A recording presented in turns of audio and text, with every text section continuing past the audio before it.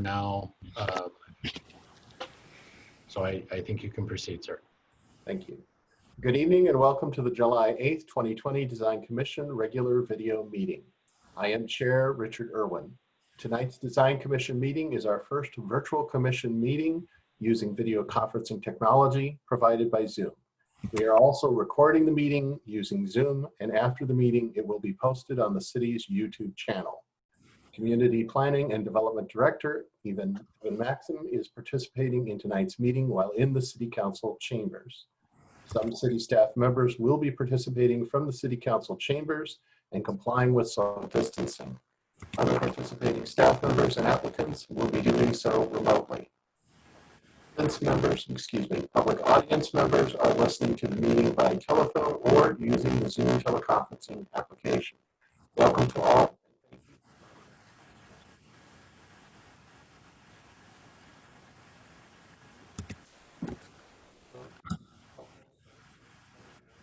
Rich, I'm not sure we can hear you. This is Evan Maxim, the Director of Community Planning and Development. Can you do a quick sound check, sir? I'm afraid we cannot hear you at the moment. I'm not muted, and I do not have mute. Let me... Sounds like a really bad connection. Second, let me try something else.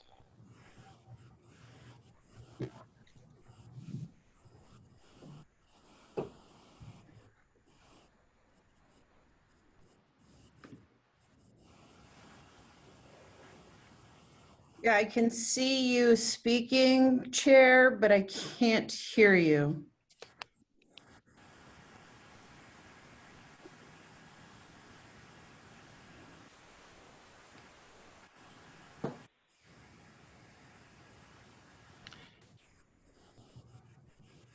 This is Rich Irwin. Can you hear me now? Or is We it can hear you now. Is it better? Much better, sir. Okay, fine. Do you wish me to do the introduction again? I'm afraid so. Thank you. That's fine. Chair. Good evening and welcome to the July 8th, 2020 Design Commission regular video meeting. I am Chair Richard Irwin. Tonight's Design Commission meeting is our first virtual commission meeting using video conferencing technology provided by Zoom. We are also recording the meeting using Zoom, and after the meeting, it will be posted on the city's YouTube channel.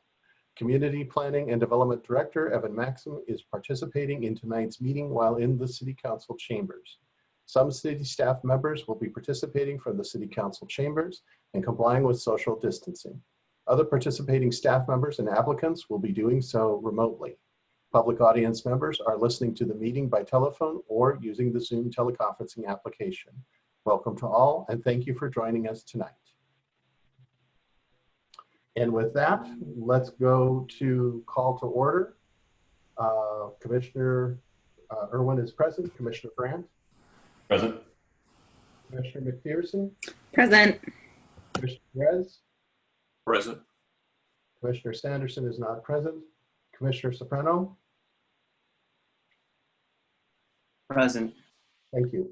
Commissioner Czar? Present. Thank you. All righty. Moving on to agenda item number 1, the election of chair and vice chair. The chair will take nominations first for chair. I nominate Richard Irwin for chair. Richard Irwin is nominated for chair. Do I have any other nominations?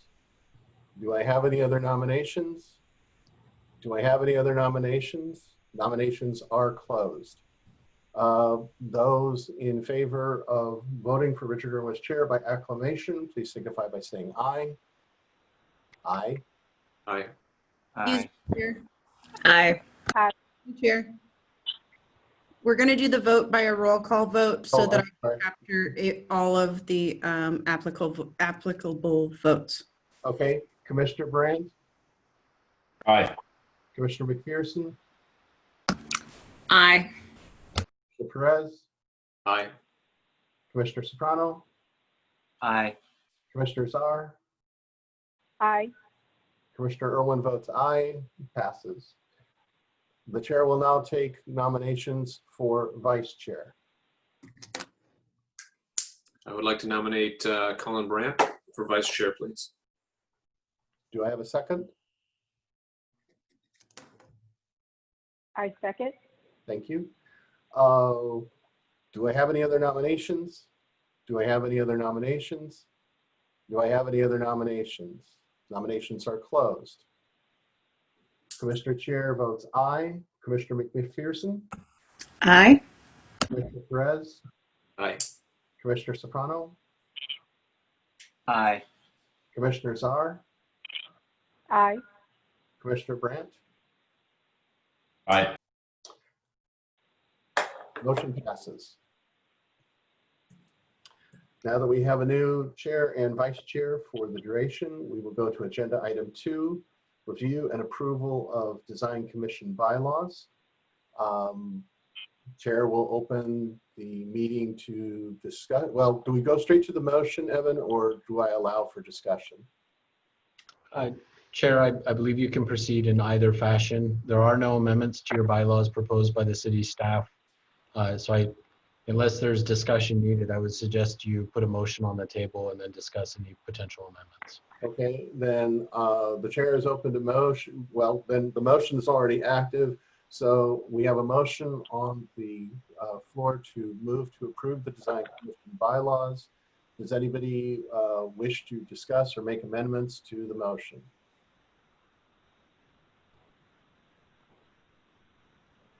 Hearing none, we will move to a vote on the motion, which is to move to approve the design commission bylaws. Commissioner Irwin votes aye. Commissioner Brandt? Aye. Commissioner McPherson? Aye. Commissioner Perez? Aye. Commissioner Soprano? Aye. Commissioner Czar? Aye. Motion carries. Thank you very much. You should have minutes from our last meeting, which was July 24th, 2019. Wow. If anybody wishes to make any updates or corrections, please note them now.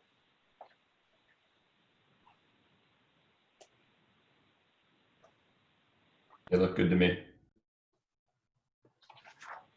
Give people another moment. Okay, the chair is open to a motion to accept the minutes as written. Do I have a motion? I move so. Do I have a second? I'll second. Okay. Commissioner Irwin votes aye. Commissioner Brandt? Aye. Commissioner McPherson? Aye. Commissioner Perez? Aye. Commissioner Soprano? Aye. Commissioner Czar? Aye. Motion carries. We now move into the study session, which is agenda item number 3, DSR 20-005, Mercer Park Building Renovation. Study session to review the proposed exterior renovation of the Mercer Park Office Building, also known as the Farmers Insurance Building. Thank you, Chair. This is Evan Maxim, your Community Planning and Development Director. What I thought we'd do tonight is provide a brief staff overview of the proposed project. This is summarizing, of course, the material in your packet. And then we do have the applicant team available to speak to the project before the Design Commission provides feedback. As the Chair noted a moment ago, this is a proposed exterior renovation of the former Farmers Insurance Building, now referred to as Mercer Park, located at 3003 77th Avenue Southeast. The proposed exterior renovation really consists of 3 different areas. Renovation of the east building facade fronting on 77th Avenue Southeast. A renovation of the front entry door and the plaza area, including landscaping. And then the creation of an outdoor roof deck area on the 3rd floor, accessed by the 4th floor of the existing building. Just briefly summarizing what's in your packet, and in particular in the conceptual plan set on the screen tonight. On the east facade, the applicant is proposing to remove the existing earthen berm that extends from 77th Avenue up to the edge of the existing building. Removal of that berm is intended both to create additional light into the building to make it a more attractive office space for a future tenant, and to create some additional pedestrian activation and update the landscaping along that facade. They are looking at removing 4 existing on-site trees. It's not possible to regrade that berm, protect the drainage system, and retain the 4 existing trees. They are replanting the 4 trees in the plaza area on site. And then last, of course, we are updating the paint colors on the building. Based on the staff preliminary review of the conceptual design, it does appear that the work is consistent with the provisions within our town center regulations. Moving on to the front entry and plaza area, again, this is pages 9 through 11 of the conceptual plan set. We are looking at a modification of the existing building. You can see here on the screen the rendering, which reflects a atrium effectively being created around the existing outdoor entryway. We are looking at then replacing and enhancing the existing landscaping and again, updating the paint colors. Again, based on the preliminary staff review, this does, the design does appear to be generally consistent with the town center development regulations. And last, the applicant has proposed the creation of an outdoor rooftop deck area, private outdoor open space landscaping area. As you can see on the screen, we have essentially a proposed landscaping area consisting primarily of sedums and a deck area that will be accessed off the 4th floor, or you can see the doghouse on the left-hand side of the rendering, which would provide stair access from the 3rd floor below. There is the removal of the existing screen wall, which is on the 4th floor facing the outdoor deck area. Again, based upon a preliminary review, this design does appear to be consistent with the town center development regulations. There are some details related to the doghouse that we would need to further verify for you when we got into the actual design review itself. Just a brief comment about next steps for this formal design review. So looking forward after this study session tonight, we are scheduled to issue a notice of application and initiate the public comment period mid-July, so starting next Monday. We have a 30-day public comment period, and then we are anticipating that the project itself will actually come back to the Design Commission for your formal design review sometime this late fall, early winter. And with that, Chair, unless there are specific questions for me at the moment, I will turn it over to the applicant team and Mr. Gearhart to speak to the project further. Does anybody on the commission have questions for Evan at this time? I believe we do have Mr. Gearhart available to speak to the project, Chair. Okay. Yes, thanks, Evan. I'm trying to share my screen, so if you guys can see it, please let me know. Got it? Mark, Perfect. we can see your screen. Do you mind identifying yourself for the verbal record, the audio record? Absolutely. My name is Mark Gearhart. I'm Vice President of Development with Ryan Companies, and we are the developer for the project.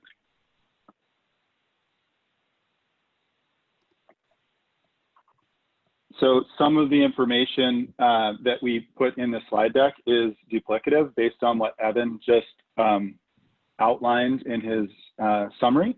But the hope would be that I could go through a very quick overview of the project from our perspective, give you some context of the community outreach that we've done and the feedback we received that informed the design that's in the package.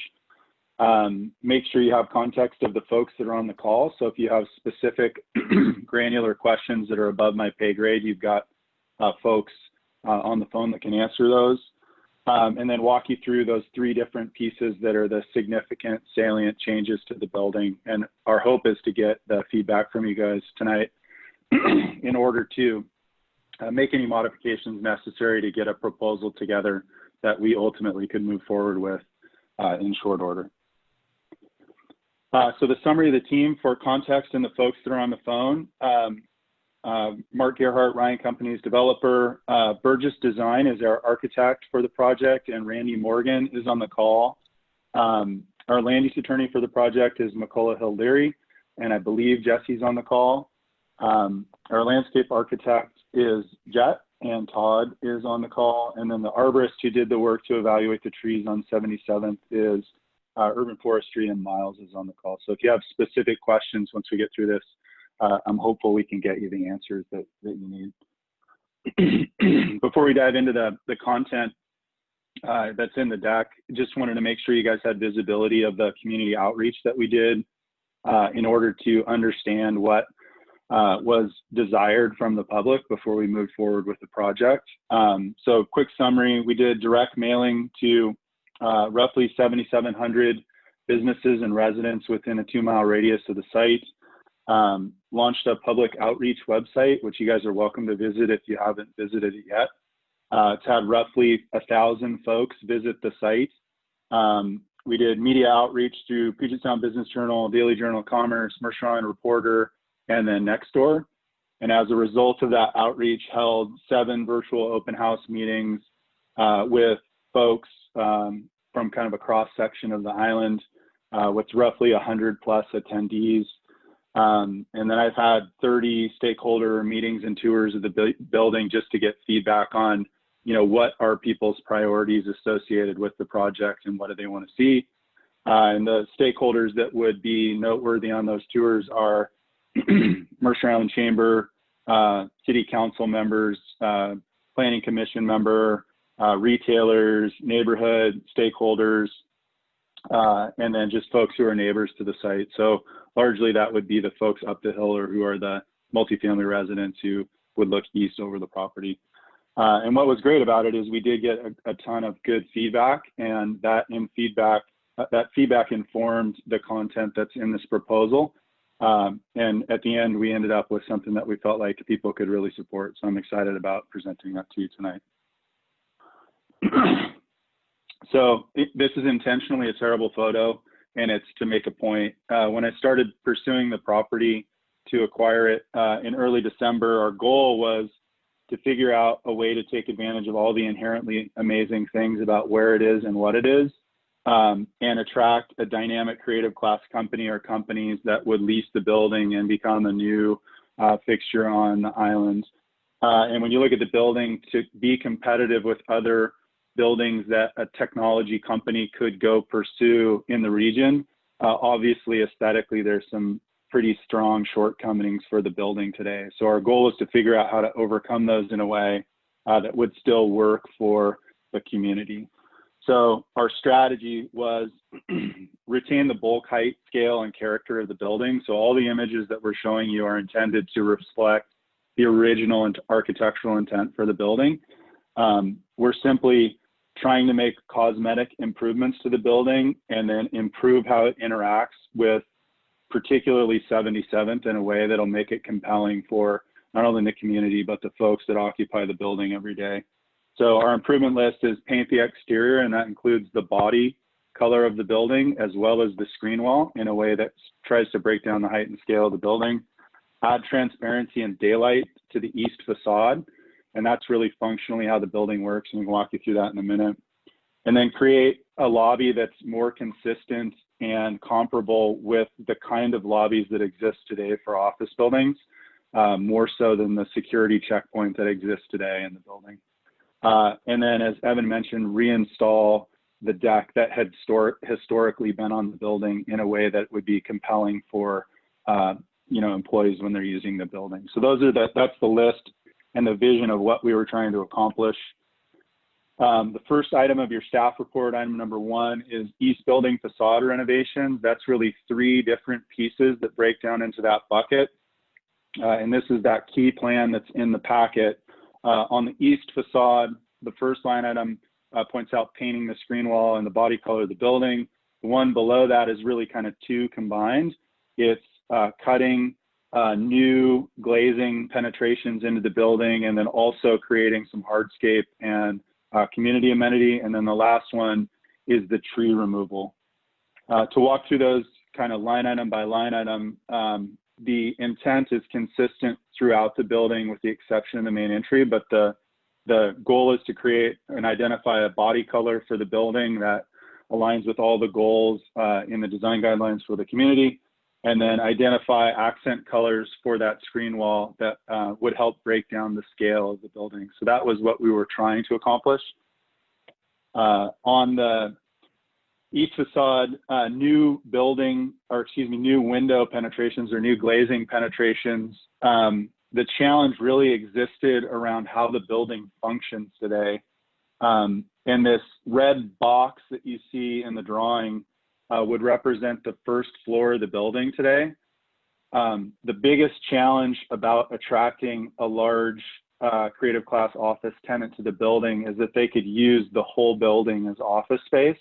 Today, the area that would be represented by the red box is completely below grade. It was the space that farmers used to print the life insurance policies when they operated in the building. So obviously, as an office tenant, if fresh air, natural light are the biggest priorities for office users, getting natural light in the building is huge for us. It's sort of an imperative to make the business plan work. The unfortunate trade-off to that is you end up impacting some really cool mature trees on the site, which is super unfortunate. However, in order to make the business plan work for the building, that's necessary. So the ISO that you see on the right side is a condition after this berm is removed and a light well is created so that we can add this transparency into the building. If you were standing on the slab for the first floor adjacent to that perimeter wall, sidewalk grade is roughly 40 inches above slab elevation. So there's enough space that we can get quite a bit of light into the building, provided we could create this light well and get some light in. So the image on the left-hand side is intended to show those large maple and one oak tree being removed, the berm being excavated out, and then hardscape and landscaping being added. And then the new landscape condition on the east side of the building, it was great to engage with some community folks, but what appeared to be a pretty significant opportunity right from the onset was it sort of grew out of a conversation about the market. And visiting the market with our son and just trying to, buy something and sit somewhere and eat it, or enjoy it somewhere near where the market occurs on Sundays is really difficult. So when you go through the comp plan and look at priorities, it became pretty clear that there's a desire to create really special, neat spaces that are off of the right-of-way where people can congregate or have seating or use the private property in a way that would create some eddies off of the right-of-way, so folks could slow down and have a seat and enjoy, amazing setting right by the park. So our intent is remove the trees, cut this berm down, just sort of a nuance of the code. The building's an existing non-conforming use with a 3-story height limit cap. There's a portion of the facade here that's 4 stories if you cut the berm out, because today there's this existing mechanical screen on the top of the building. So there's a point where we establish a retaining wall and then cut the berm out. So as you were walking along the property, there would be a portion of the berm that remains in, a retaining wall occurs, and then there's these little eddies that would break it up with hardscape and seating. And then that would be mirrored by the existing penetrations in the skin today with new glazing at grade. So the most difficult part of figuring this out was there a way that we could retain some pretty amazing trees that are on the 77th frontage? There are 3 mature maple trees, which are these 3 northern trees, and then there's a mature oak tree on the south end. And it really became a tough trade-off of, in order to get daylight into the building and attract that kind of office tenant that would be a huge win for the community, unfortunately, these trees needed to be removed. So the question was, how could we do that in a way thoughtfully where it would improve the site overall, and eventually you'd end up with a better tree canopy and experience than you had today? And the intent is this north end of the building, if you walk around on the plaza and experience it today, it's not a super active, inviting space. So the goal would be, how could we add trees based on the Mercer Island Code on the north end of the building in a way that would make it better in the future, so that it would justify the elimination of these great trees on the east side of the building.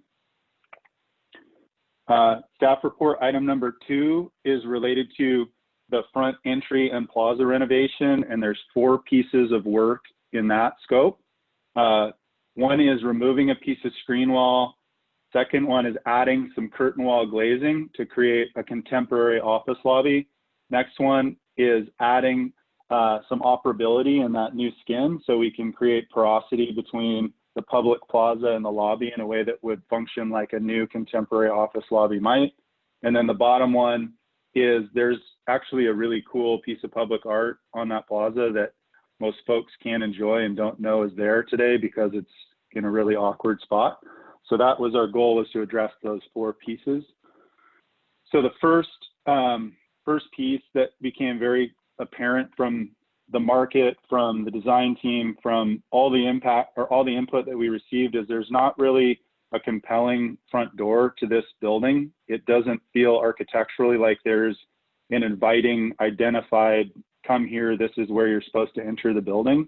So our goal was to figure out how to differentiate this front door in a way that made it appealing for, you know, not only the community, but the tenant or businesses that are going to use the building. And one of the pieces of existing architecture that are on the building are these screen wall elements, which when they're up high or away from you, when you're approaching the building, they read well, they function well. But when you're standing there 2 feet away from it and you're trying to walk into a building that you're going to perceive to be a Class A institutional quality asset, it doesn't really fit. And we have that challenge up on the 4th floor deck as well. It just doesn't feel like that sort of assembly and fit and finish should be right next door to the right next to the front door of the building. So our intent is to remove this specific piece of screen wall, and then end up with a condition where we have these facades that are clean, and we can create a butt glazed curtain wall feel when you walk in the front door, and it'll feel very high quality when you walk into the building. Next change is adding glazing at what is today this existing covered entryway. And the challenge with the building, if you walk into many other contemporary office buildings that are compelling for those sorts of office tenants that we're trying to attract, it's more than just a place where you scan your card at the prox reader and make sure you're not walking into the wrong building. Our goal is to create a 2-story volume that's meaningful, and create the kind of feel for that space that would be consistent with the other opportunities that those technology companies could go locate within. So when we add a curtain wall out on this glass line out on the drip line of that covered entryway, it will allow that 2-story volume to occur and create the office entry to feel much different than it does today. And then once you end up with that enclosed 2-story volume, the question was, there's a really amazing public plaza that should be activated and should be a great place to spend time. So how can we create some porosity between this cool 2-story lobby as you enter the building and this great plaza space? And the goal was to add some operability in the skin so that folks could use both together when it made sense. So there's a clamshell operable door that sits on that east side of that entry to create that porosity.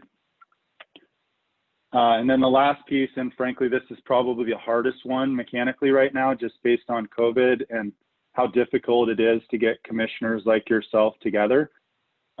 There's a really pretty cool piece of public art that sits today right on the back side of this plaza that many people aren't aware is even there. And so our goal was to try and relocate it out closer to the right-of-way so people could enjoy it. Unfortunately, the logistics of getting the design commission, art commission, kind of all the pieces aligned on a time frame that will allow us to move forward with the project may not occur. So what may need to happen is we go through the land use approval process for these exterior improvements, and then we circle back and do that on a separate path, just based on the fact that the timing may become difficult with the different commissions and the reality of COVID. So this may or may not be in the final package that you would see when we come back. And then the last piece is about landscaping and activation. And I more and more every day believe that this could be a really cool amenity for folks who are at the site on Sundays enjoying the market, or employees who spend time in the building today. It's a really open, large space where you could add landscaping and seating, and it could become a place where people could really use an outdoor space. So our hope is we could add those elements and improve what's there today. And then last piece, staff report item 3 was the roof deck. And there's, just to be super clear so people know where it is, as the building modulates up the hill, the first mass or first block on the top side of that, there's been historically a roof deck that Farmers Insurance used, and our intent is to restore that deck. The Mercer Island Code is very specific that if the deck has been removed for more than a year, you basically lose vesting, and then you have to go back through the process. So that's what we're doing here today.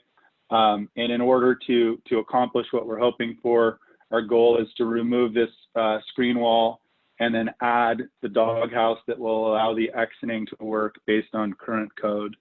And those are the 2 changes for that piece of the building. So today what you see, and it obviously isn't this clean, clear looking wood, it's much less lower quality, more worn. But the challenge with it is the same as the front door. If you walk out the existing doors out onto that deck and you are intending to create sort of this Class A institutional quality feel, even if this were brand new and felt new and had new paint and was clean, it still doesn't feel like the kind of element that would occur at grade next to an entry. So the goal would be to remove this piece, which is not visible from the right-of-way at all, and create a more clean appearance for that roof deck when you're out on it as an occupant using the building. And to be super clear, our intent is not to have a large sedum, never-ending field of craziness up here. We were trying to represent that our intent is to have a green roof up on the building.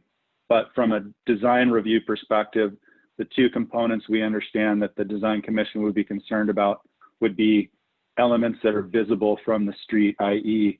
this piece of screen wall that would be removed, and then the doghouse. So the intent was to show you isometric drawings and renderings that would represent what those elements are so that you could see them. And then the last piece is just to make sure that you can see where the doghouse occurs and what it is. If you look at the code, that 10-foot separation that's required doesn't exist. It's roughly 6 feet from the parapet wall. So just arbitrarily relocating that stair tower another 4 feet to the north isn't possible. So the question would be, how could we create some sort of screening or a solution so that you were sure you weren't going to have a visual impact from Mercerdale or the really important public amenities to the south. So we added just a couple of images for context so that you can see what it would be. This is the one that's in the packet, and you can see the largest oak tree that's on the site actually sits on this corner of the building. So our goal was to retain this tree, and it becomes a couple of things. If you're standing out, 150 paces out into Mercerdale, looking back towards the building, it really does create a whole bunch of opacity between the public space and the building. But it also does something material in that it creates a pretty real screen for any ability to see that doghouse once the improvements are made to the roof. Excuse me. And that was it. So I apologize if that took too long. I was trying to go quickly. Thank you, Mr. Gerhard. Do any of the commissioners wish to ask any questions?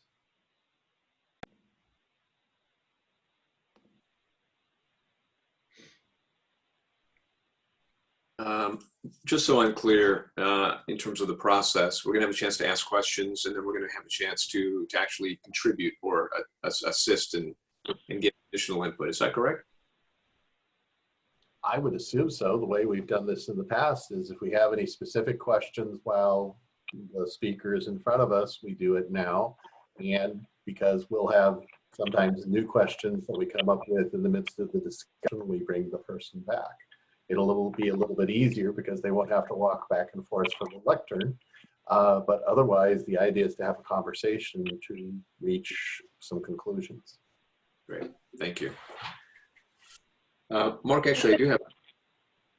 Oh, sorry, go ahead. Regarding the, could you go down to the front entry, please? In the back.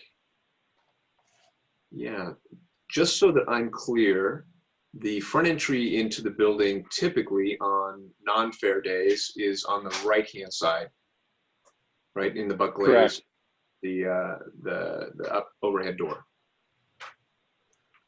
It's on the north facade, and it's tough to see in the image, but sorry. There's a couple of pair of doors that you could see on the north side of this new curtain wall assembly. That would be the main pair of doors into the space. Okay, good. No canopy above that, no awnings, anything on that northern facade.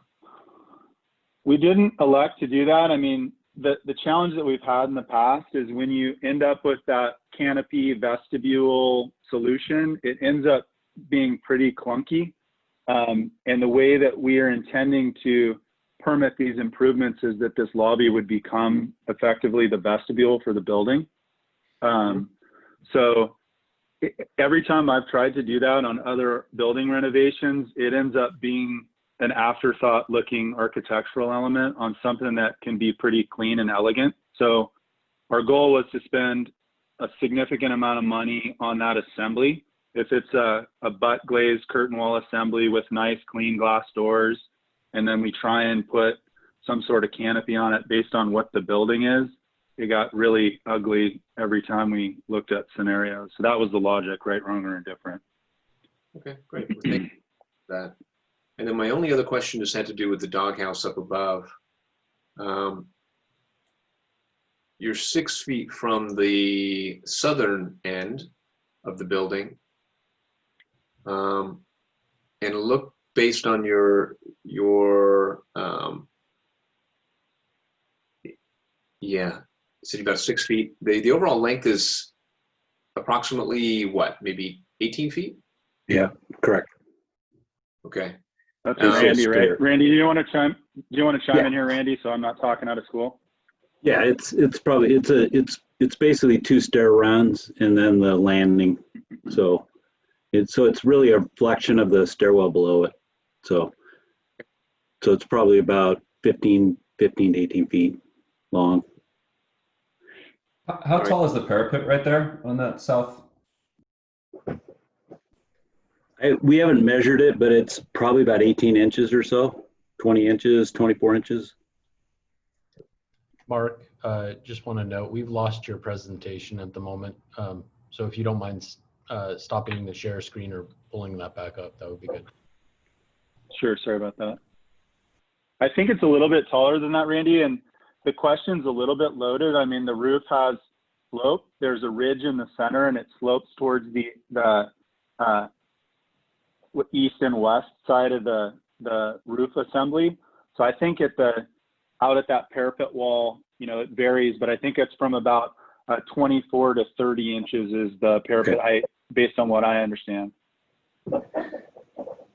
Yeah, really the question was just about how much that parapet will hide of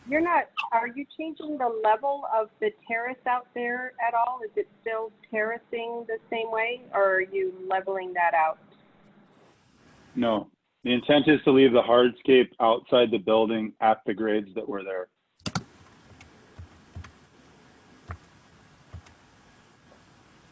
And enhance the plaza with landscaping, further landscaping, adding new trees to replace the removed trees, and then providing nice aesthetic elements for people to interact out in the plaza area, which aren't existing today, or maybe never were.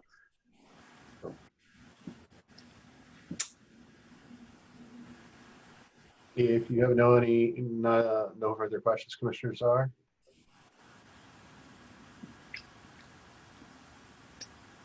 Do any of the other commissioners have questions? Yes, go ahead. Hi, Claire McPherson here. So it looks like the main door is switching from where the new, it looks like the main door is switching sides. Is that correct? Today, the main entry is on an angle. So it's actually in that covered breezeway. So you kind of walk right in. Mm-hmm. But it felt like it made a lot more sense on the north side, given just sort of the proximity to where the parking is going to land and how you'd actually exit to the right of way than having it on the east side or left side. Gotcha. And presumably the curtain wall opposing door will be mostly closed. It's not going to be open 24/7. No. What I think the way that I think it'll actually function is sunny days and or all hands type events. So what happens in these buildings that are this size is it's very difficult to create spaces that are large enough where you can do all hands type meetings. So what we've seen, like on the Microsoft type campus is you use those outdoor spaces that are large on, the weather days that work, and they become sort of those all hands gathering points outside.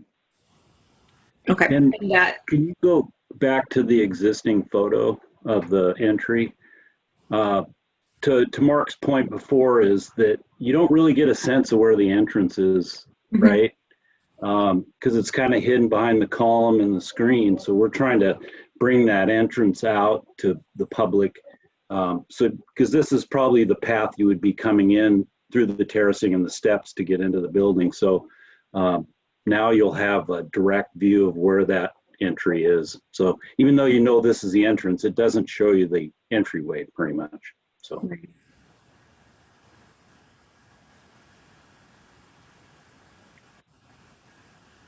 Any further questions? No. Do the commissioners have any further questions in general? Okay, seeing none. Thank you, Mark. Thank you, Randy. We will probably call you back in a moment as part of the discussion. So let's move forward to general discussion. Does anybody wish to start?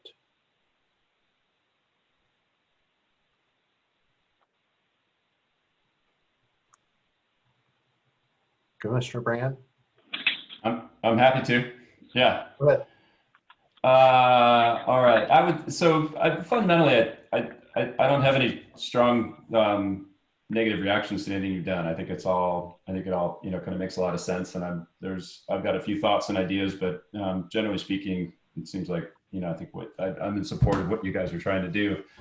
Regarding the trees, I think it's too bad that we're losing those mature trees. I think the fact that there's so many street trees that will flourish once those trees are gone, speaks well to sort of your proposal, and then planning at a 2-to-1 ratio in the plaza makes a bunch of sense. It's a big hardscape plaza. Those trees are really going to help with heat in the summer and that kind of thing, and maybe even some cooling in the building. So I think to me that all feels pretty good. I think the idea of removing that berm and getting that light into the lower spaces certainly supports your program, and I think makes sense for just sort of the building's engagement with the street. I love the idea of creating those spaces for the farmers market. I do have, I guess, maybe a question and a concern about what those spaces look like when there isn't a farmer's market going on. It seems like there's a lot of hardscape there. It seems like they're going to be empty if the plan is to be able to put tents and that kind of thing during the market. I do worry that, you know, the market's what, 10 Sundays a year for 4 hours. And there's a lot of hours day and night where there's nothing intentional happening in those spaces. And I think it would be valuable to hear more and to think more about what those spaces look like and feel like when they're not being used for the market. I think I like what you're doing with the screen. And this is probably a larger point for the design commission as a whole. I do feel like I don't have a great sense for the colors that are being presented. You know, everybody's screen, the tints and everything are different. When it comes to physical samples, which we've always, you know, valued and required for these kinds of presentations, I think staff, something to think about is a way to be able to get us physical samples. Maybe it's something we come and pick up from City Hall or come view at City Hall, or maybe things can get mailed, you know, whatever it might be. The colors aren't thrilling me, but, you know, they're not also horrible and, you know, kind of, you know, bright and violent and run counter to the code. So that's more of a subjective comment, but I think an important tactical one for the commission as a whole going forward is that for some of these key elements, especially in a building this big, getting an actual sample of the paint in front of each of us is a really important component. I'd say that my general feelings about that doghouse being so close to the parapet are, you know, I'm a little worried about it, mostly just because it's a pretty specific code item that needs to be addressed. I think its location, as you described it, is fairly accurate. I think your approach to trying to screen it and maybe run some sedum up the back side of it and kind of do something with the sides of it to make it kind of recede is going to be fine. I do think some studies about what you see when you're in the park and even, you know, walking down the street kind of from Pagliacci's towards the building would be valuable. I think at the end of the day, it's just going to prove that it really isn't a factor from the street. And so I think that is a piece of the, you know, kind of a tangible piece of the code that's going to have to get addressed in the next two rounds as we go. And then lastly, I think the entrance that you're proposing and putting in that glazing and bumping out to that volume, you know, makes a ton of sense. That's certainly how I would, you know, I would do it. You know, having that big column there right outside the front door is kind of trouble. There's my dog. The only comment I think I've really got there is that, you know, just even looking at it, it looks like there's a canopy, you know, on the east facade, and that's where you're supposed to go in. And it's, you know, the front door seems quite buried. And, you know, part of the code is sort of to establish some intent about entrance and demarking entrance. And that feels a little thin, you know, to my eye at this point. Again, not a huge deal. I don't think anybody's going to miss the front door, but just a general comment relative to the code as it's written. And those are my thoughts. Thank you. Mute now because of my dog. Commissioner Soprano, you've been kind of quiet. If you have any comments or questions, please feel free. Similar to Commissioner Brandt's concerns, you know, my kids walk down that pathway pretty frequently to the park and almost never use the sidewalk and run up and down on that hill. So I second Commissioner Brandt's concern about how that's used outside of the farmer's market. Although I like the idea of making that space kind of more usable for the farmer's market. Although I don't know that that's not feel like we're necessarily like that.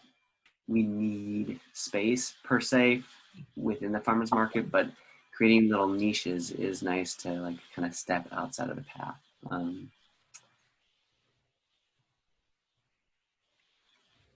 you know, I guess I always lament the loss of big trees, but I can understand and get behind. And if we're gonna lose trees, I'd rather them be the ones close to the buildings, so we create some more enclosure on the sidewalk. So I think it's as good as it can get in those aspects. I'm a big fan of resurrecting the rooftop terrace. And it's unfortunate that we have to go through that process after a year of not using it. So it's a bummer. Everything else I agree. looks pretty good to me. I don't have any other concerns. Thank you, sir. Commissioner Czar, do you have any comments, questions, concerns? I do. I mean, going back to the leveling of the berm and what that would mean during and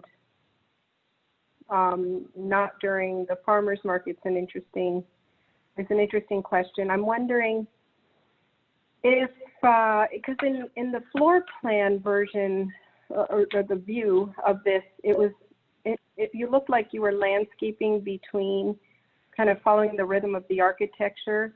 Yes, and landscaping between, which I think helps to scale those areas.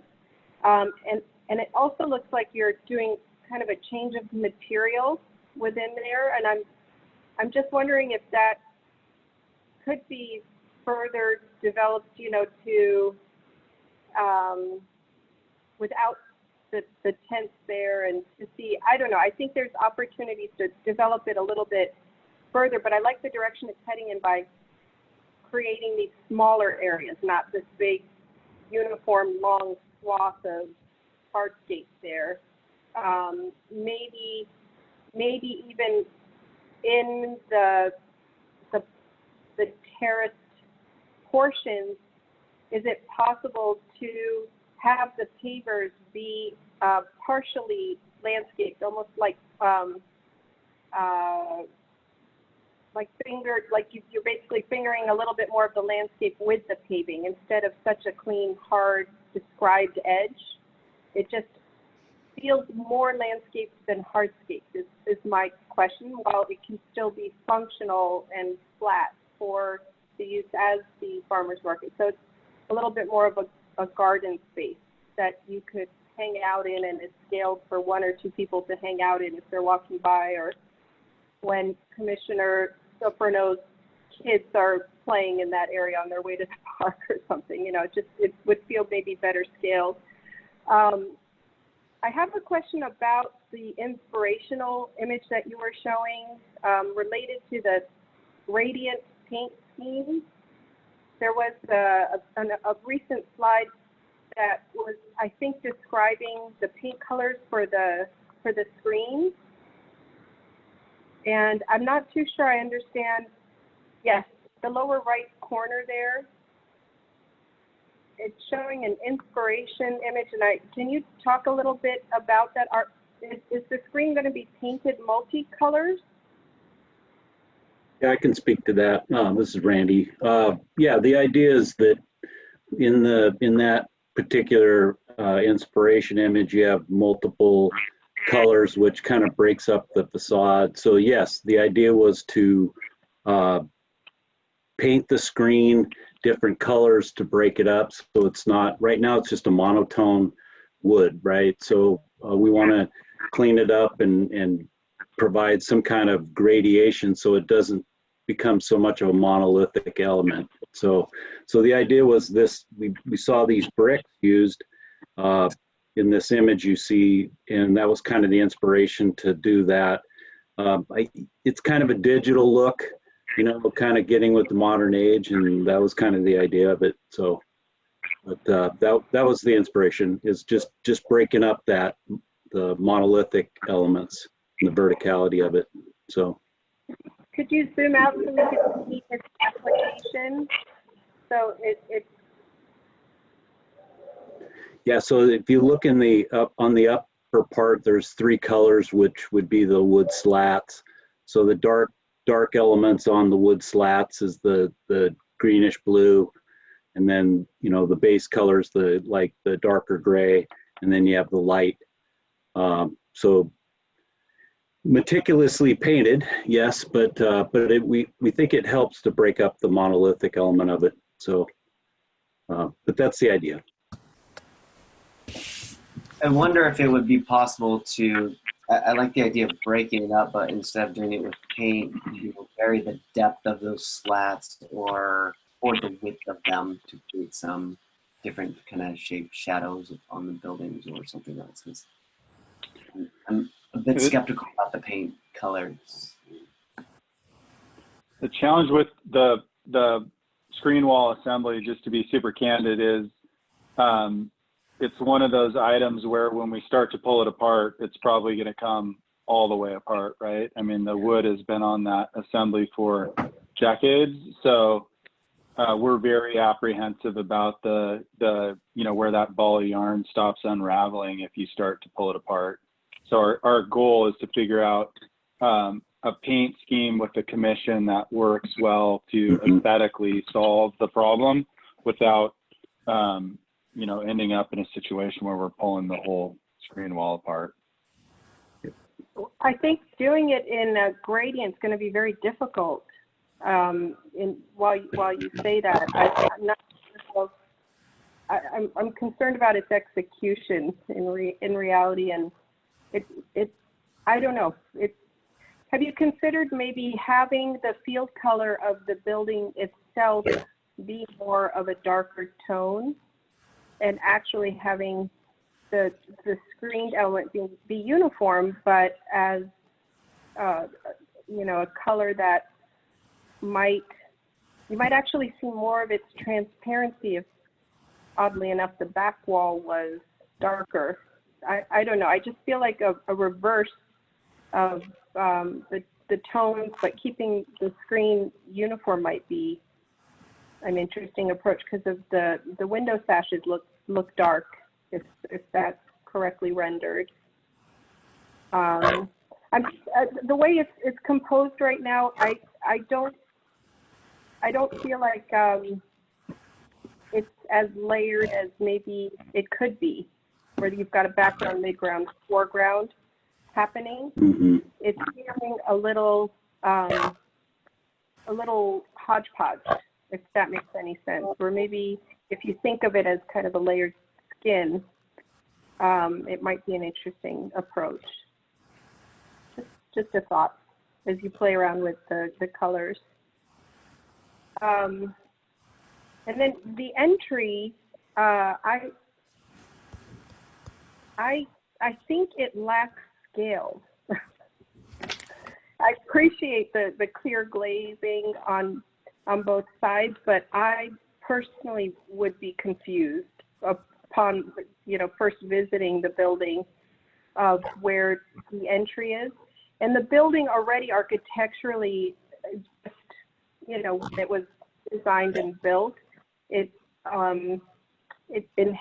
just feels like it generally is lacking scale right now. And I'm wondering if it's an opportunity at the entry to look at elements that still are clean and modern and simple, but add a little bit more of a sense of scale right where you're walking in.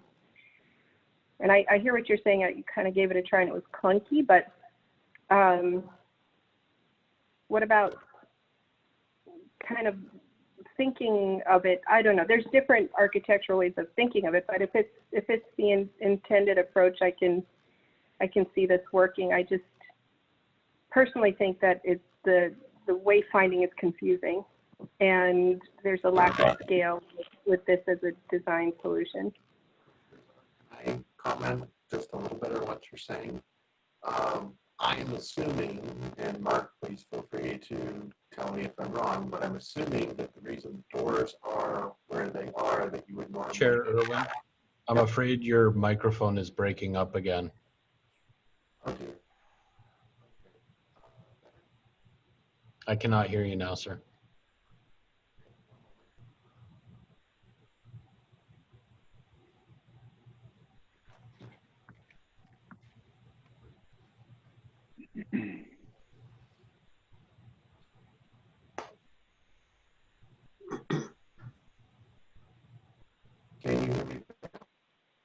There's a significant amount of interference.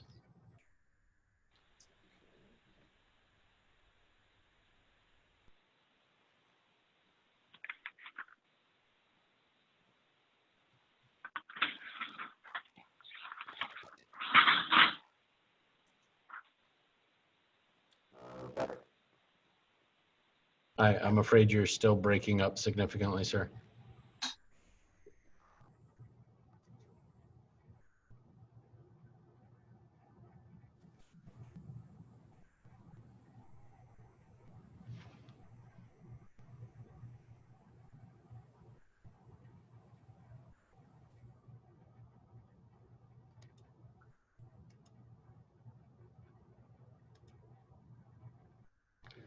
At the moment, we can't hear you at all, sir.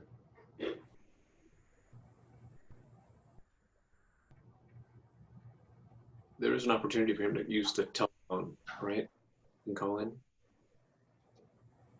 I'm sorry, Commissioner Perez, I did not catch that. I'm sorry. I believe that you can also use a phone to dial in on this call. That may be a method rather than using the video. Ben, can you hear me now? Yes. We can't hear you. Better or worse? Much better. Better. Sorry. I was going to say, Commissioners, I suspect the reason the doors are where they are, and Mark, again, please feel free to tell me if I'm incorrect, is because of the relationship between where they wish the new doors to be and the parking lot. Basically, when they come from the parking lot, they would be seeing those doors as they go up the steps into the building, unless they go through an entrance at a lower level from the lower levels of the parking lot. Would that be correct, Mark? That's correct. That was the assumption. Okay. I can't speak to the clamshell door, but I imagine that the reason the main doors are where they are is because of the relationship to the parking lot. Any other questions or concerns? No, I think the location of the doors make total sense. I'm just maybe speaking more of the architectural detailing. Okay.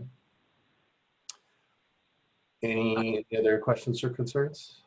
I'm just going to, it's part of the conversation, just going to talk just for a few minutes here. One, I just want to say of the applicant, you know, obviously you've taken a lot of care. I think you've received some really good input from the community. The garden, or the areas off of where the farmers market site is, that's facing out on the east side of the building, I think is the right scale. It's the right repetition. The other commissioners have pointed out, you know, how it's tied back to the building, and I think it's right on the money.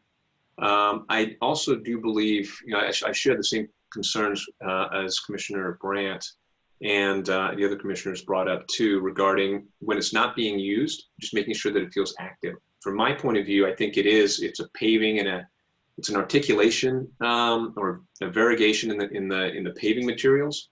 It could also, you know, a couple of other seating options. So I could just imagine this would be a place that would be spillover from the park and from the farmers market and from tenants inside the building to occupy that space. So first thing I want to do is applaud you for making that move. I think seems like a very fair exchange. Regarding the screens, I think that the screens to me are the single most differentiated part of this entire building. I live about a block and a half away. My wife is part of the farmers market, and we go by there all the time. Our kids have grown up, and on your security cameras, since you bought it, you've probably seen me a couple of times walking through this space. It's lots of potential associated with this building, but there's not a lot of elegance. The screens, I think, is exactly the right place to pull in some of the character and start to both make the modernist reference, but it does need to be elevated. So I appreciate what you're doing. I share concerns too in terms of maybe making too much of the screens by the differentiation of articulation. I'm not quite sure what the solution is.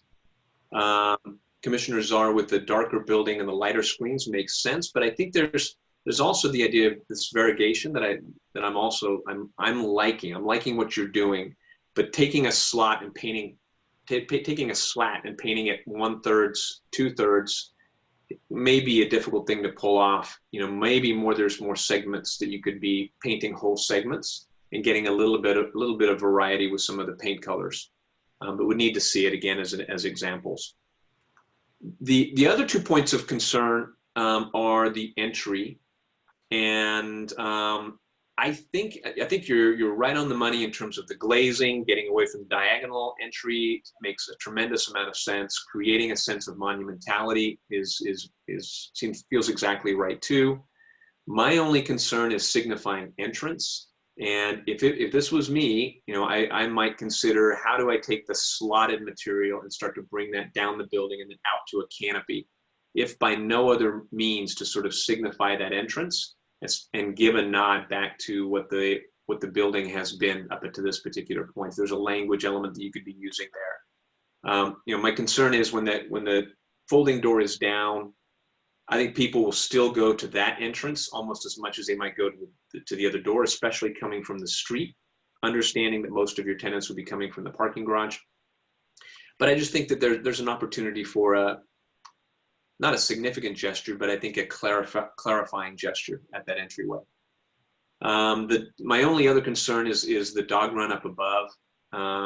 Maybe there's opportunities, and again, we've said, in all fairness, it's probably not a glaring issue, but if there's an opportunity even to put slatted screening on the visual side of that and start to tie in the lower elements. If you used it at the entrance, you used it behind the market, and you used it at the dog run, to me that kind of keeps the whole thing together and creates a consistent language around the building, knowing that there's mixing between old and new. So I have to appreciate that may be a difficult ask. But again, my hat off to you in terms of what you've been able to do in terms of this building, gently touching it, but I think making it dramatically more usable. Last closer would be anything you can do to pull that statue out to the public awareness. I think if there's anything that this design commission can do to help with that, please let us know. I think it would be a wonderful public gesture to bring that to the farmers market, have it be part of your entry sequence. In some ways, it's a continuing healing element for removing the berm and sort of signifying this at there's that funny loading dock, that truck loading dock between the new courts that you're creating and the entryway. That statue, I think, does exactly the right thing to sort of heal that element. So that's all I have. Great feedback. Thank you. I have one more thought. Could I jump in? Sure. Have you considered in terms of, have you considered in terms of creating a little bit of a variation on the screen? Because it's being approached from two directions, what if you painted the side face one color and the other side another, so that you get an accent color, a different accent color depending on your approach to the building, but kept the front edge uniform? Because what you get as you're moving through the building is a little, it would feel maybe more like kinetic installation or something, you know what I mean? It would just be another way to create this multi-tone. I don't know, just a thought there, because your rendering shows it on the roof deck. You can see when you're looking at kind of the angled view of a screen, you get transparency in some angle. You could see an accent color on one angle, but then it changes as you move by it. So maybe it could create a similar effect with how you paint the edges of the slats. And then on the entry side, maybe there's opportunity with the column. That's an existing column, correct, in how it's rendered and cladded? No, so the intent there, I mean, the skin on the building is ethos today, and the goal at that entry sequence was to make all the materials feel extremely high quality. So the intent was to remove that ephes wrap on the column today and create a true formed concrete element that was sort of the bookend to this high-end glass. So the intent is we're replacing it regardless. The other thing is there's the connections that were supporting the existing screen wall that we need to do something to repair those and remove them. There's a light fixture that sits there today. So it's a new column.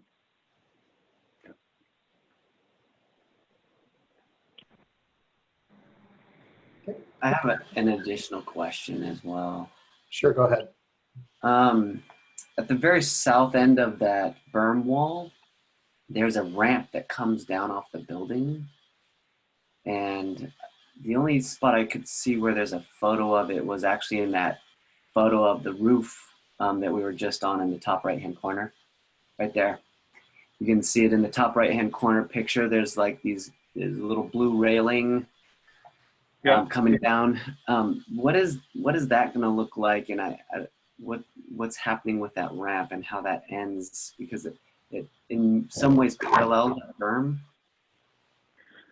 I feel like it would be a huge miss if you guys didn't actually hear from Todd, who had the forethought to conceive this. So Todd, I don't know if you want to take a minute and just describe what the intent was so that the JV effort that I put forth can be resolved. Yeah, thank you. So we're talking about the ramp down at the southern part on the street, right? Just so we're all talking about the same thing. I believe so. Yeah. So our intent is actually to have to leave that in place and try to retain the last oak tree that's near that ramp. Just on the other side, you can kind of see it in the picture there. So I don't think we'll be impacting that in the cutback of the berm. I think that's further, I believe if I'm looking at that picture in the right perspective, that's sort of at the southern end of the building on the street. So our intent is not to impact that space. So that ramp though will remain. So there will be like a freestanding ramp with a concrete wall that goes straight back toward the building where that berm is cut away. So to speak, yeah. I think it'll be more elegant than what you're thinking, because what's happening there is that the new and the old are kind of merging at that location, and that ramp services, correct me if I'm wrong, Randy, but I think that's an exit to the building. And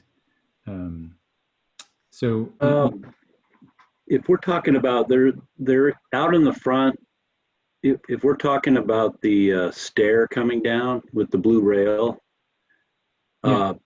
that is going to go away. Oh, it is. Okay. It's an exit that isn't required. That's not what he's talking about. Okay, so he's talking about on the face of, yeah. So it's the actual ramp on the south end of the building, and it is an egress path. Yes. Yeah. So the intent would be we need to leave that there. And the images that Todd was showing us early on that I think were compelling is if you can create sort of a bookend to that wall that occurs on the north end of these little, distinct seating locations, that same treatment could occur on the south end. The other thing is that FTCs are there. So there's a bunch of fire department apparatus stuff there. So kind of where you decide to draw that line and create sort of a landscaped berm with the pathway through it will be something that we need to refine before the next trip in. But the intent was to leave that there. Yeah. I think so that berm kind of goes back and diagonal back into the wall, and there's kind of like this transition period there, it looks like. Yeah, and I have to say, the picture right now, it shows a turf berm, and our intent, as you can see in the renderings, is to actually create a garden. We don't really see turf staying back in that location. We want people to feel like when they're using those small, intimate spaces that they're in a garden, and it's actually an extension of the park. So the turf, as it's shown, probably won't remain, and it'll become more of a landscape planting area with native plants and probably some, trying to use some of the wind and the open air quality in there that we're going to get from the removal of the trees to create some good textures and increase the light. We'll be able to put a whole different plant palette in there that's a little bit more summery in feel and loose in texture. So I hope that sort of answers your question. At some point, essentially, there will be a wall transition there. You're correct. As we cut back flat, we'll have to create a wall on that edge. And our intent is to create a wall that's very cohesive with any of the seating elements or any of the other wall features that we have to create as we carve the berm and try to maintain a couple of the existing trees that we are saving. I'm It would be excited you'll nice be if getting the rid of English. landscaping. Go ahead, Commissioner Soprano. Go ahead. I was just saying that I'm excited that you'll be getting rid of the English ivy. Can't make many promises on that, but we'll do our best to get rid of all the English ivy. Yeah. It's definitely It would be nice if the plants creeped into the light wells so that the office spaces on the other side, which are gaining that light, could also get view of that greenery. I think that's always been the intent, Commissioner, and it's a really good point that you bring up, is we want, as you look out that window, we want the light to filter through the tops of whatever florets or plant material that is there. We want them to be transparent so that we're not creating a wall. So imagine like a wispy grass that's blown in the wind, but the light's penetrating right through it. And from inside to out, you're either bringing that cool yellow or green light in that gives you connection to nature. As you're looking out, you're seeing kind of an eyebrow of landscape above the wall that you're kind of creating there to create that open window space down there. So it's going to be a very nice element, I think, on both sides.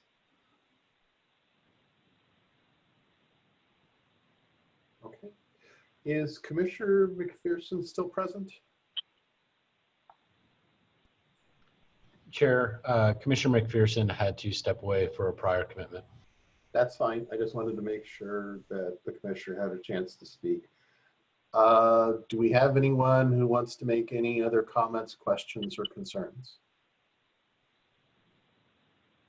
I have just one last comment going back to that new column at the entry. I appreciate the upgrade of materials that you're introducing and the clear glass.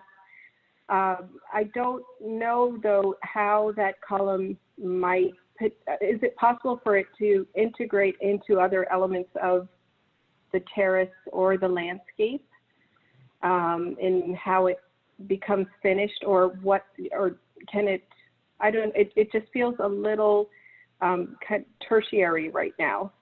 You know, it's neither of the building or of the terrace or landscape, but I like the potential of the clear glass creating this blur between interior and exterior and kind of what will potentially be the vestibule or atrium-esque sort of space. But maybe that column could read as either part of the outdoor texture, you know, starting to be introduced more to the interior, whether it's pulling tones from some of the other bench elements, or, you know, it feels like it could be a linking opportunity between interior and exterior for your entry sequence. Great point.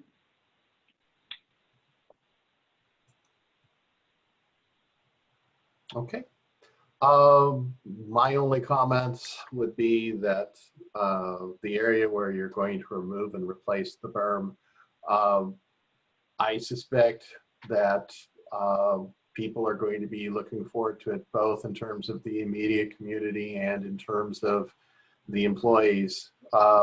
People are going to like the new Plaza idea you have, but I also think people are going to want shaded spots to a certain extent during their lunch period. And I also think that we're seeing an increase in the number of people who live in the apartments and condos immediately nearby that tend to use that path to get to Mercerdale Park to will want to make use of that as well.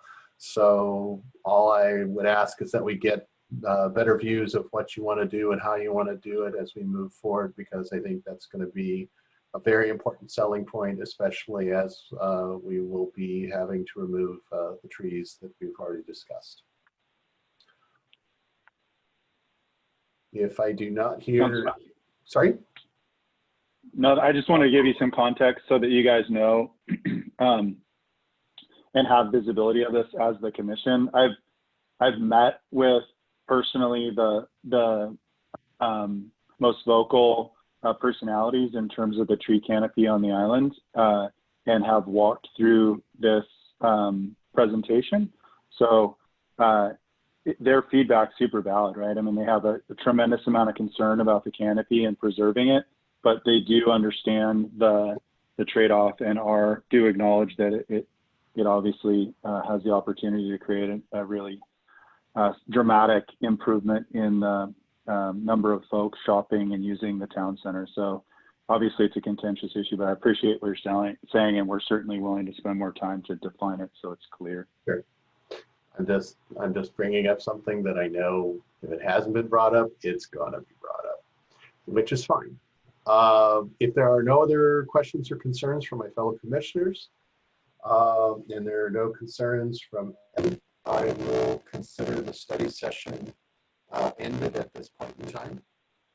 I would just make one quick comment, sorry, just to add. One thing that comes up when you're working on a site that's adjacent to residential properties is light transmission. And I know that you have an electrical plan that's going to be part of your application when you come in for a sort of more formal approach. Just make sure that you're really clear about whatever lighting you're doing in the plaza and on the west side of the building as it relates to the apartments next door. Great point, thank you. I have one more thought. Have you considered using the screens as a way to grow a vertical garden against the facade? You know, we've really tried to figure out a way where we could solve the aesthetics for the building. I mean, made it compelling to break down the scale of the building without creating a scenario where we have any impact to the amount of daylight that makes it into the space. One of the challenges with the building just inherently they are very, very big floor plates. So in an ideal world, as an office occupant, you would have no opacity on the outside and you would get as much light as you possibly could in. So the goal would be to try not to obscure any more of that transparency than we have to. So that was the reluctance with anything associated with growing things on the screen wall.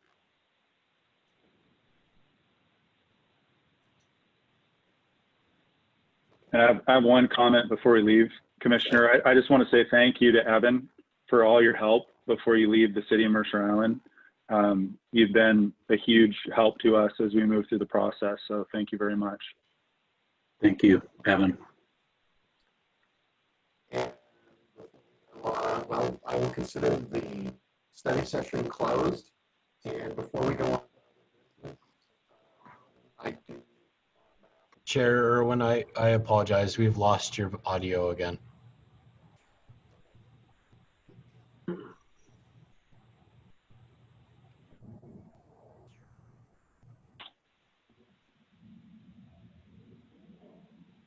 Evan, is there anything I can do as vice chair to close that portion of it and allow the applicants to go about the rest of their evening? I believe the chair may have been in the process of noting that the study session was closed, Vice Chair. If you were to close the study session, we could move on to a quick director's report and wrap up. At the risk of, I'll hear from Rich later if I need to, but yes, I'll say that the study session is closed. Mark and all the rest of you applicants, thank you for your time and effort on this. We look forward to seeing this next time around. Thank you all Thank you. for your time. Thank you.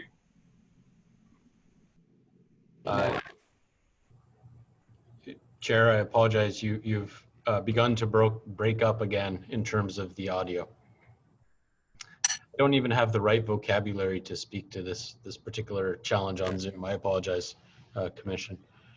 I wanted to provide the Commission with just a very brief update on a couple of items. Of course, if the commission does not know, I have accepted a position with a city of SeaTac. So this will be my last commission meeting with you tonight. I just wanted to tell the commission I've been very honored to work with you. You're fantastic. Thank you. Looking forward to your fall. I believe you will actually have more in the way of design commission work ahead of you. I know I said this not much less than a year ago, so I may be proven wrong. But the Tsinghua project, which was the last mixed-use building study session you conducted literally about a year ago, that is on track for a public hearing, as I understand it, this fall. You also have a King County pump station you conducted a study session on. This will be coming back to you, as I understand it, this fall.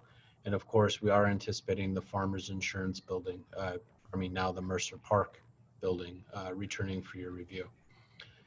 Robin Probsting is the senior planner who is managing all three of those reviews. So she is actually on the call tonight and was able to listen to your study session, and we'll be picking up the work here moving forward with Design Commission. And with that, Chair, Vice Chair, unless you have further questions for staff, I think we can wrap up. We will ask you to not log out of the meeting until the meeting is actually closed here at the end. Any questions for me before I close, Commission? Evan, can you hear me now? I can, Chair. Thank you. Okay, that's fine. I now know what the root of the problem is, of course. Planned absences for future meetings. I know we don't have specific dates. Evan, do we have any strong tentative dates at this point for future meetings? I appreciate that characterization of strong tentative date, Chair. I think your next commission meetings at soonest will be in September. The city manager has indicated that we will likely not hold design commission or other commission meetings in the month of August. So at soonest, I think it's probably mid to late September and possibly later. Okay. Any other announcements and communications? I would. I'd like to announce that I'm. Oh, go ahead, Anthony. Oh, please. No, I cede the floor. I was just going to announce that I'm very disappointed that Evan Maxson is leaving the city of Mercer Island, and I'd like to communicate that very clearly. Thank you, Colin. That's very kind of you. I would like He will to. be missed. I would like to communicate that maybe, seeing in some other Zoom calls that I move that there's turning mute off and applause for Mr. Evan Maxson, as he's been leading us through a lot of transitions, and transitions both in terms of members of the council providing guidance, your own transition as you came in and made a lot of adjustments and changes and refinements. I wanted to thank you for your contributions. You've been remarkably steadfast, so I appreciate that, and very clear in the way that you interpret the rules and regulations that we all need to abide by. So thank you very much. Thank you, Commissioner Perez. I appreciate that. Evan, first, I expect an invitation to your first Zoom meeting at CTEC. Second, you've guided us through some very, very difficult times with a cool, clear head, and we will miss that. Thank you, Chair. I appreciate that. Is there any indication who's stepping in for you as interim? I believe the interim director position is still being discussed with the city manager. I think we do have one or possibly two staff who will act as interim. The city manager has advertised the position already and has indicated to me that she's committed to filling it as soon as possible with the best candidate possible. So I think she's looking for a very good candidate, not rushing, if you will, to fill it. I took the liberty of forwarding the advertisement on to several directors I happen to know. I will tell you, Commission, I think you have a fantastic staff here at the City of Mercer Island in the review group, and I would really hope that we have a director that will support them moving forward. Agreed. Okay, unless there are any other comments, the chair will consider a motion to adjourn. I'll move to adjourn. Do I have a second? Second. Those in favor, Commissioner Grant, Aye. Aye. Commissioner Soprano, Aye. Commissioner Czar, Aye. Commissioner Perez, Aye. Chair also says aye. This meeting is adjourned. Thanks Now all. we applaud for Evan. Thank you, Evan. That's so kind of you, Suzanne. Please do wait one moment until we end the